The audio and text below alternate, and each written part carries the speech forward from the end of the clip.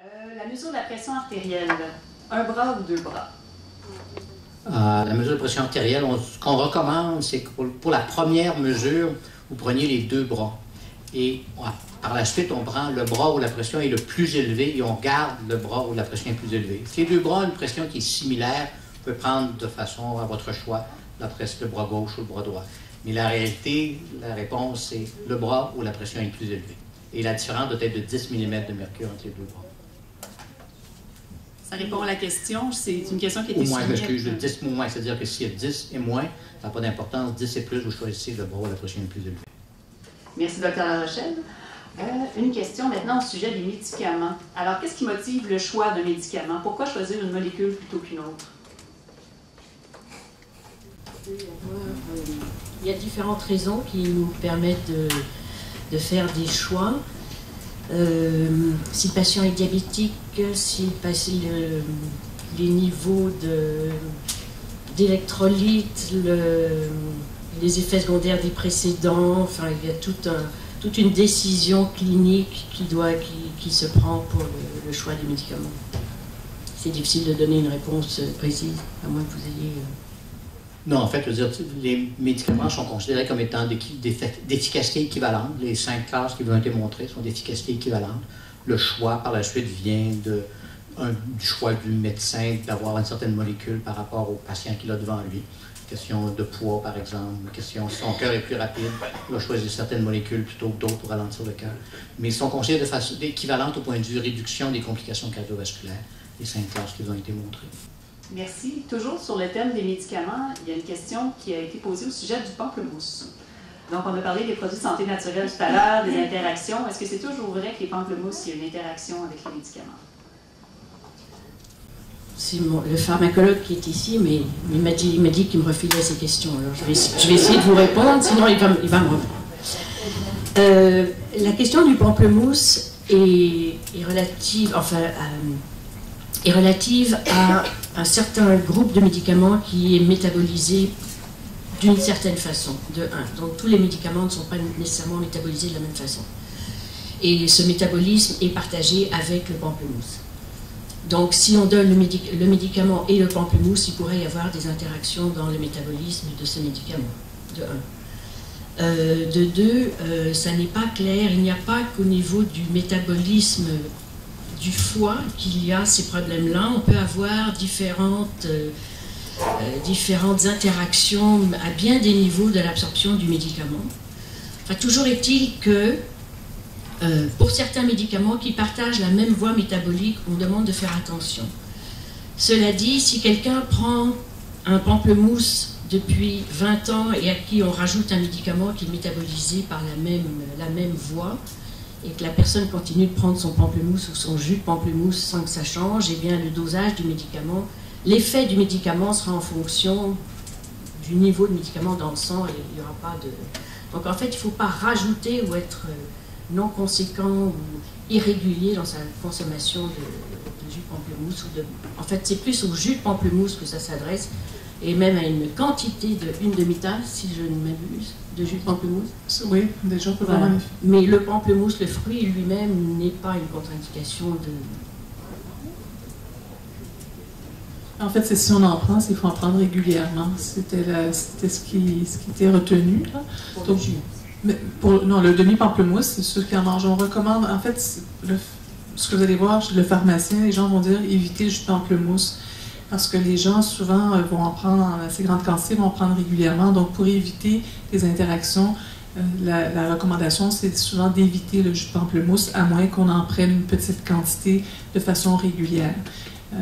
C'est un petit peu, c'est encore un peu, il y a plusieurs classes. On parle d'antihypertenseurs, mais même pour le problème du cholestérol aussi, il y a certains potentiels d'interaction avec le jus de pamplemousse. Donc, c'est de prudence par rapport au jus de pamplemousse.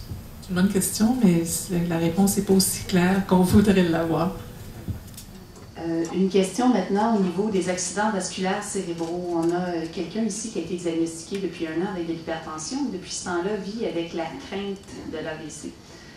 Tout à l'heure, on a vu que avec le calcul du risque cardiovasculaire global, qu'on augmentait nos risques d'accidents vasculaires cérébraux et tout ça. Donc, qu'est-ce que vous diriez à un patient qui vit avec cette crainte-là de faire un AVC à tout moment en raison de son hypertension? Il ne faut pas vraiment craindre l'accident vasculaire cérébral, c'est-à-dire que l'accident vasculaire cérébral est une des complications d'hypertension. C'est pour ça qu'on traite l'hypertension artérielle. Pour les réduire, il y a un lien quand même relativement direct entre le niveau de la pression et les accidents vasculaires cérébraux. Et là, on parle de l'hypertension sur 30 et 40 ans. On ne parle pas d'hypertension de la semaine précédente. Ce n'est pas l'augmentation de la pression qui va arriver dans le trafic sur Saint-Laurent qui va causer un accident vasculaire cérébral.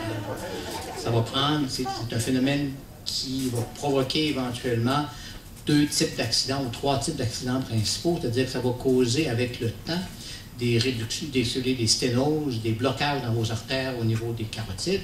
Et là, on parle de 40 ans d'hypertension. C'est un phénomène qui va être associé à des hémorragies cérébrales. On parle des gens avec des pressions très, très élevées, mais de façon soutenue. On parle aussi de gens qui vont avoir des embolies, c'est-à-dire des cardios qui vont partir du cœur. On parle des gens qui vont avoir des arythmies cardiaques. Mais comme tel, l'hypertension artérielle ne cause pas directement un AVC. C'est un phénomène du temps, c'est un phénomène vasculaire, c'est un phénomène de complications cardiaques. Mais c'est vrai que traiter l'hypertension diminue le risque de faire un AVC. Il ne faut pas le craindre, il faut seulement traiter son hypertension pour diminuer ce risque-là. Merci. Maintenant, une question au sujet un peu plus de la relaxation, les spas. Donc, les gens qui aiment aller faire soit des bains contrastes, aller dans le sauna, dans le bain vapeur, est-ce que c'est contre-indiqué, recommandé? Quels sont les... Est-ce qu'on doit faire attention lorsqu'on va dans un spa et qu'on est atteint d'hypertension artérielle? Je ne recommande pas particulièrement. C'est sûr qu'une chaleur, une grande chaleur peut donner une vasodilatation, donc un risque d'hypotension. Et je ne suis pas sûre que ce soit excellent pour le système vasculaire de passer du chaud au froid. Mais je n'ai pas donné de littérature là-dessus. Non, évidemment, la température élevée va être associée à l'hypotension. Si vous prenez des médicaments qui baissent la pression, vous êtes susceptible d'avoir plus de complications, plus d'hypotension artérielle. Quand vous sortez évidemment de votre spa, vous allez dans la neige, là, vous allez avoir une bouchée hypertensive. Remarquez que les Finlandais le font, c'est peut-être bon pour leur santé, mais il faut faire le lien un peu avec les gens qui sont des hypertendus traités du reste de la population. Alors, prenons aujourd'hui, ce soir, les hypertendus qui prennent des médicaments antihypertenseurs, vraiment pas quelque chose de recommandable, compte tenu qu'ils vont avoir des variations de pression peut-être importantes et le risque de faire des hypotensions. Je ne sais pas si les hypertendus y vont, par exemple. Je veux dire, les Finlandais y vont, je ne sais pas si les Finlandais hypertendus, qu'est-ce qu'ils font là-dedans. On va voir, c'est-à-dire que, disons que c'est, en fait, on pourrait aller beaucoup plus loin que ça. C'est quand vous avez dans la chaleur, il y a des protéines dans l'organisme, ça peut être des protéines qui sont sensibles à la chaleur que vous induisez la production, qui vont provoquer aussi des changements vasculaires, de l'hypotension. Donc, c'est pas ça. La chaleur induit de la vasodilatation, aussi l'induction de protéines nouvelles qui ont aussi des phénomènes vasculaires. Disons qu'il n'y a pas d'études qui ont démontré autant. Mais disons que si j'étais un hypertendu traité avec des hypotenseurs artériels, entrer dans le sauna, j'y penserais là, quand même à 2 fois. Parce que les médicaments sont des hypotenseurs, comme la chaleur. Donc finalement, on va au spa, mais on se fait masser. Ça va. On va au moins chaud. C'est ça, au moins chaud. Une question maintenant. Les personnes de plus de 70 ans doivent-elles faire des efforts pour modifier leur alimentation? J'ai entendu dire que le mal était déjà fait dans les vaisseaux. Je pense qu'il n'y a pas d'âge pour surveiller son apport en sel. C'est certain qu'il faut faire attention parce que lorsqu'on dépasse un certain âge, souvent on a tendance à moins manger. Le sel donne beaucoup de goût aux aliments aussi et on perd souvent le goût. En vieillissant, on perd le goût pour les aliments. Donc, si on enlève une partie du sel, c'est certain que ça va être encore peut-être moins goûteux. Je pense que la restriction en sodium, elle s'applique à tous les âges, mais je pense qu'il faut être plus prudent par rapport à une population de 70 ans. Je ne sais pas vieux encore. On parle... je pense qu'on arrive à des gens qui sont peut-être 80, 85, 90 ans et qui vraiment ont perdu peut-être une partie du goût, d'être peut-être un peu plus tolérants par rapport au sodium, au sel, mais je pense qu'il faut, ça a un impact quand même favorable sur la pression artérielle. Une question maintenant au sujet du sommeil. Donc, tout à l'heure, Dr. Larochelle, vous avez souligné que lors d'un sommeil normal, il y aurait une diminution de 10 mm de mercure environ de la pression artérielle. Dans un cas d'apnée du sommeil, qu'est-ce qui se passe? Puis, même plus spécifiquement, en fait, si la personne fait de l'apnée du sommeil, une tension artérielle qui est normale ou basse le matin, qui est élevée le soir, qui est traitée avec des médicaments, pour cette personne-là, est-ce qu'un traitement de l'apnée du sommeil aurait un effet bénéfique sur l'abaissement de la pression artérielle? Sa pression est normale le matin? La pression est normale ou basse le matin, élevée le soir, traitée avec de la médication. Puis cette personne se demande si l'utilisation d'un CPAP pourrait aider au traitement de la pression. Une polysomnographie chez cette personne-là. Une pression artérielle de 24 heures pour aussi nous montrer si, même si la pression est prise le matin après le rush de l'éveil, si quand même la moyenne de nuit ne présente pas la baisse normale qu'on devrait observer dans un monitoring de 24 heures. Et s'il y a un doute, je ferai une polysomnographie pour voir le nombre de l'index d'apnée-hypopnée. C'est intéressant de noter que les gens qui sont apnéiques sont plus des hypertendus que le reste, que les autres, et qu'il a été démontré que l'apnée du sommeil, c'est quand vous arrêtez de respirer durant la nuit. Vous arrêtez de respirer pendant 15, 20, 30 secondes. Quand vous arrêtez de respirer, votre concentration d'oxygène dans le sang baisse. Quand la concentration dans le sang d'oxygène baisse, votre pression augmente, vous avez un phénomène réflexe de vous défendre. Et les Italiens qui ont démontré que quand on a cette période d'hypoxie suivie de cette période de réveil, on a des poussées de pression. Et que les apnéiques sont des gens qui, durant la nuit, ont constamment des augmentations de pression, des chutes de pression, des augmentations de pression, des chutes de pression. Et que le traitement que le CPAP fait diminuer de façon considérable ces variations de pression. Et qu'on pense que c'est associé à une diminution des complications cardiovasculaires à long terme de traiter l'apnée du sommeil. Alors oui, si quelqu'un pense qu'il est apnéique, ça vaut la peine de faire une polysomnographie, le diagnostiquer et surtout le traiter, parce que le traitement est associé à des phénomènes bénéfiques. On ne sait pas s'il y a une réduction de la mortalité. On a l'impression, en tout cas pour le moment, que c'est associé à une réduction des complications cardiovasculaires, parce que ça diminue la pression de matin. Oui, bien en fait, c'est ça, j'en aurais une ici sur pourquoi n'avons-nous pas une politique de législation sur le sel comme certains pays? En avons-nous une et pourquoi n'en avons-nous pas une? Ça s'en vient. Santé Canada a mis sur pied un conseil d'experts et qui a émis des recommandations quant à par rapport au sodium, par rapport au sel. Et la recommandation était de baisser d'ici 2016 le sel de nos aliments. Mais tout ça, il faut réaliser que ça prend du temps et il faut laisser la chance à l'industrie de se retourner parce que le sel, évidemment, est un agent de conservation très important et ce qu'on ne veut pas faire, c'est avoir des produits qui sont moins salés qui se gardent plus parce que ça va coûter trop cher.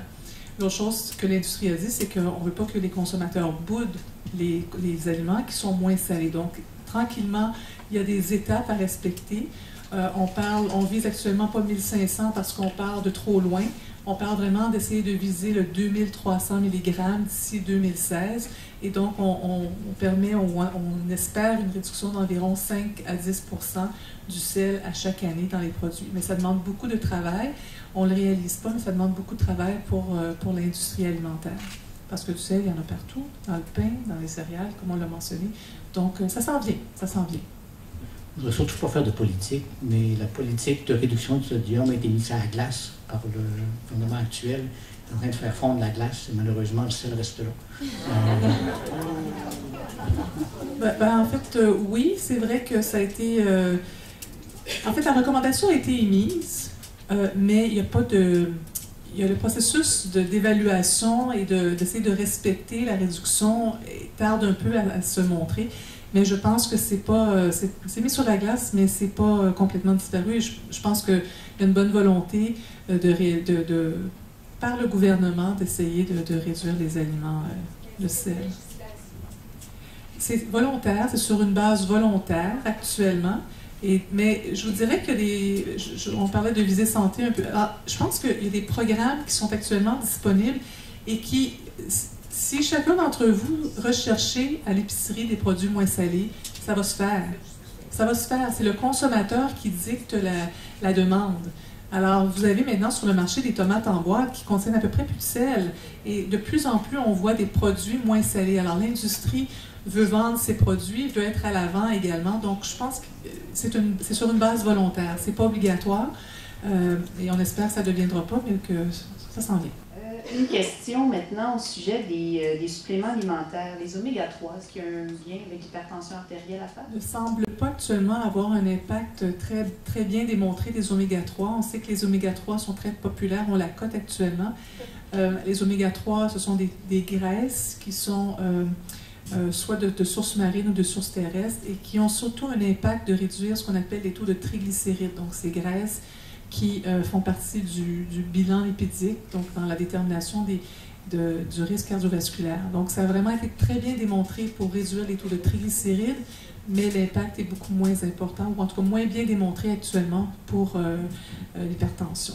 Mais je pense que d'aller chercher des oméga-3 dans les aliments, et pas nécessairement comme supplément, je pense que c'est tout à fait indiqué. On en manque des oméga-3, et c'est surtout les sources marines qui sont les meilleures sources actuellement pour démontrer des bénéfices sur toutes les maladies chroniques, en fait, que ce soit cholestérol. Ça peut avoir, évidemment, quand on prend des oméga-3 dans les aliments, puis on mange plus de poissons, on mange peut-être d'autres aliments qui font partie de la pyramide d'Ash, et donc qui a été démontré pour avoir un impact favorable. Mais les suppléments d'oméga-3 n'ont pas vraiment été démontrés de façon systématique, très efficace pour réduire la pression artérielle, en tout cas. Une question maintenant, on parle beaucoup d'hypertension, mais l'hypotension, est-ce que c'est risqué? Donc, est-ce qu'il y aurait des risques pour la santé à être hypotendu? Les risques d'hypotension sont essentiellement de ne pas fournir l'apport suffisant aux organes principaux. Il y a des personnes qui sont pathologiquement hypotendues. Ceux-là sont médiqués. C'est relativement rare. Il y a des gens qui font de l'hypotension et qui ont simplement des symptômes comme des étourdissements. Auquel cas, ce sont des gens à qui on peut recommander un apport en sel accru et puis de porter des bas soutiens, ce qui va maintenir une colonne vasculaire. Mais les hypotensions sévères qui ne sont pas induites médicalement, c'est rarissime. Question maintenant, on a vu un paquet de facteurs de risque qui sont impliqués dans le développement de l'hypertension artérielle. Il y a une personne qui s'interroge sur, finalement, quel est le pourcentage d'hypertension artérielle qui est due à la génétique. Est-ce qu'on est en mesure de se prononcer, de dire que c'est 20% des cas, 30-50%? Même question pour l'alimentation. Quel est le pourcentage de l'hypertension qui serait due à une alimentation malsaine? Pour la partie génétique, on n'y a pas vraiment de réponse actuellement. Les études génétiques n'ont actuellement pas été capables d'identifier des gènes qui sont très importants dans l'hypertension. Pour chaque groupe de gènes identifiés, ça vaut quelques pourcents, on parle de 2, 3, 4% pour chaque groupe de gènes. Donc on n'a pas vraiment, on sait qu'il y a une composante génétique, quels sont les gènes qui sont impliqués, on ne les connaît pas. On dit que c'est 50% génétique, 50% de l'environnement, mais c'est très variable selon les individus. Il n'y a pas de doute, c'est une interaction entre l'environnement et nos gènes, par contre. Il y a des gens qui peuvent se gaver de sel, qui ne sont jamais des hypertendus. Puis le voisin, lui, va aller manger un souper, un restaurant chinois, pour devenir hypertendu le lendemain matin. Alors, il y a vraiment des phénomènes génétiques associés à des phénomènes de l'environnement qui causent de l'hypertension artérielle. On n'est pas encore assez avancé pour indiquer quels sont les gènes impliqués d'abord et c'est le pourcentage réel associé là, à ce phénomène-là dans l'hypertension artérielle. Est-ce que je pourrais juste rajouter que même s'il y a une variable génétique, je pense que la génétique souvent va s'exprimer dans un environnement qui n'est pas sain ou qui est trop salé ou qu'on mange mal ou on est trop stressé. Donc, c'est pas juste de dire ben, c'est la faute de mes parents. Je pense que même s'il y a une fonction génétique, il y a un élément de gène impliqué. L'environnement souvent peut expliquer ou exprimer la variabilité génétique à ce moment-là. On allait dire des fois c'est la faute des enfants, sont hypertendus par contre.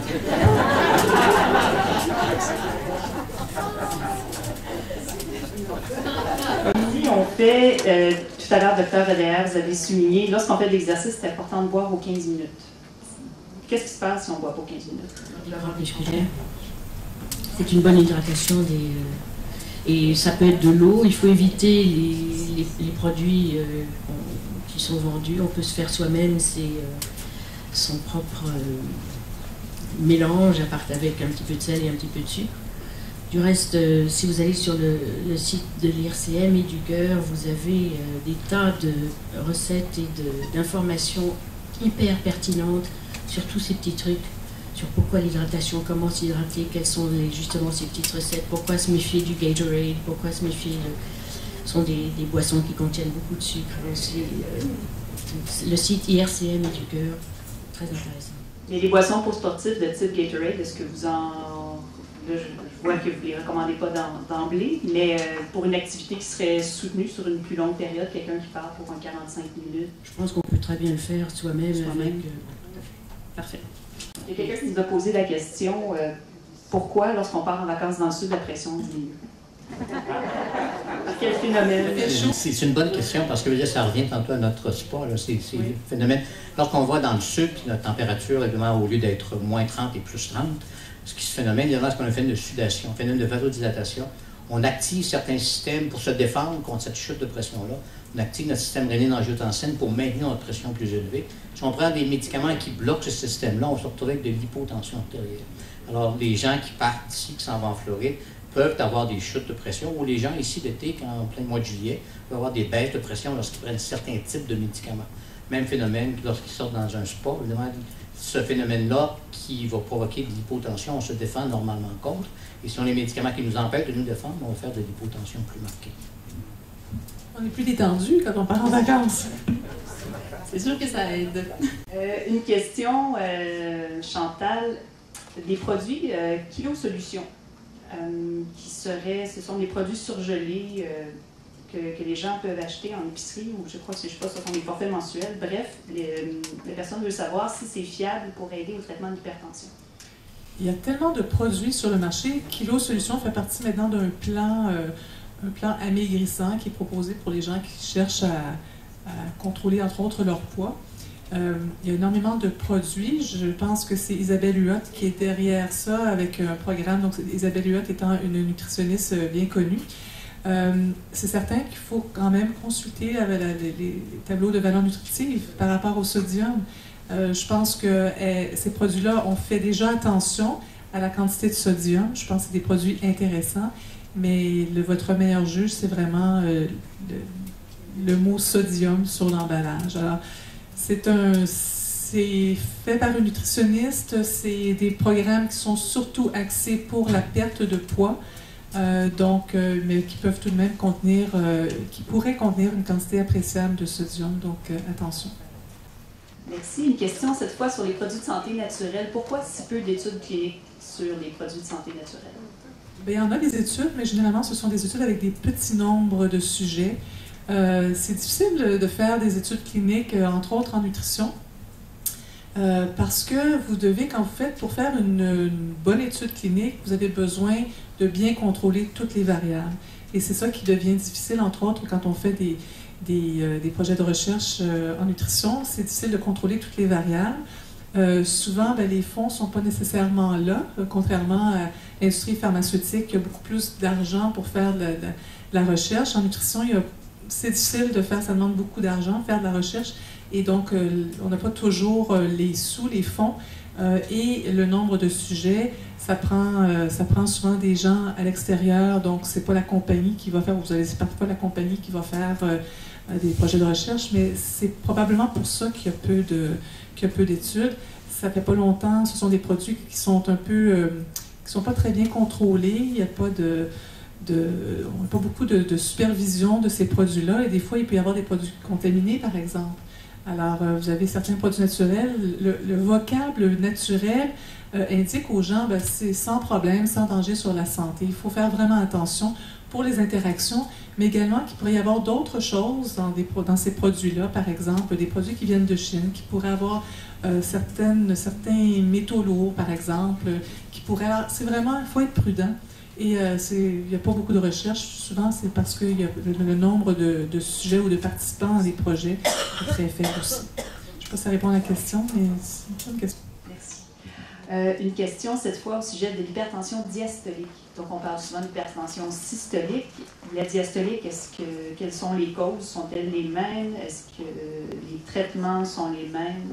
Aussi, quels sont les effets?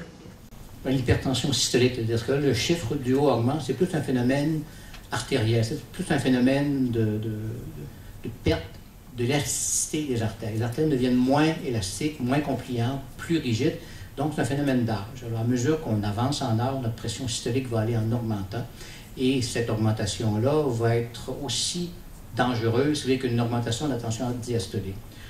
plus nous avançons en âge, plus notre systolique va augmenter. Donc, plus nous aurons d'hypertendue artérielle, c'est la diapositive que j'ai montrée, qui fait qu'éventuellement, on va tous devenir des hypertendus artériels. C'est un phénomène qui est risqué parce qu'on associe encore la systolique à plus d'accidents vasculaires cérébraux. De l'autre côté, l'hypertension dite diastolique, quand c'est les chiffres du bas qui augmentent, c'est plus un phénomène du jeune âge, alors entre 30 et 60 ans, 70 ans.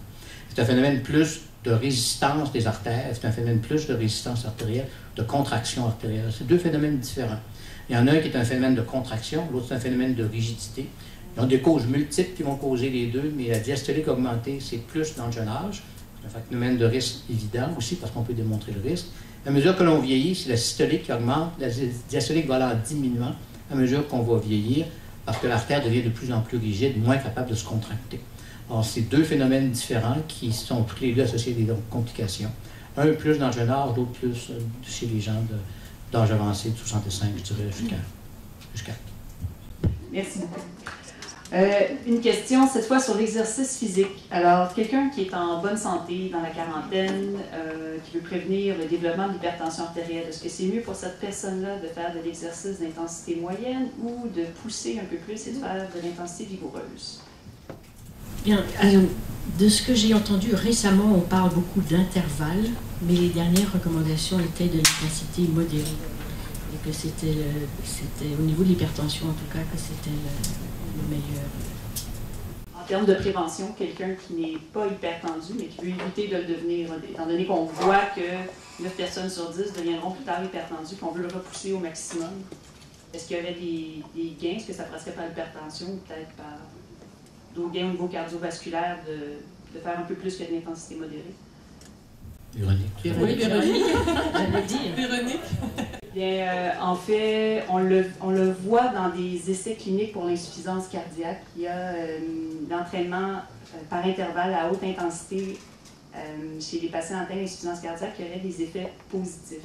Toutefois, on est encore vraiment dans des environnements très, très, très contrôlés, donc vous n'êtes pas du tout sur le point de voir ça dans votre gym du coin.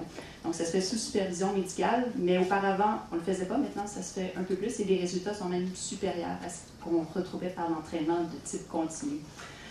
C'est sûr que pour quelqu'un qui est en bonne santé, qui ne présente pas de facteurs de risque, l'entraînement de plus haute intensité va avoir une augmentation de sa puissance maximale aérobie. Donc ça rend son cœur plus fort.